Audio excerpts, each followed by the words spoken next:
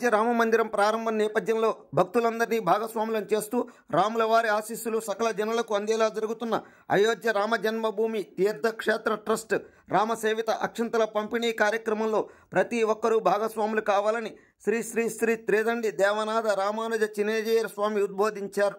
భద్రాచలం అభయాంజనేయ స్వామి వారి ఆలయంలో జరిగిన రాములవారి రాపతోత్సవంలో పాల్గొన్న స్వామీజీ ఈ మేరకు భక్తులకు అనుగ్రహ భాషణం చేశారు. వందల సంవత్సరాలుగా పరాయి పాలనలో మనం కోల్పోయిన మన జాతి అస్తిత్వము, రామచంద్రుడి స్థానము, అయోధ్యని తిరిగి మళ్ళీ మనం పొందగలిగాం.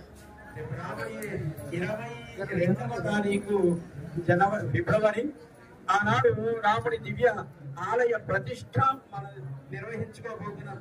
కానీ మనం అందరం ఆ ఆలయ ప్రతిష్టలో మన ప్రాంతాల నుంచి మన భక్తి పూర్వకంగా సమర్పించాం కైంకర్యాలని, మన భక్తిని రాముడి యొక్క ప్రతిష్టలో మనం కూడా పాల్గొనాలి. కానీ అందరూ అక్కడికి వెళ్ళే అవకాశం లేదు.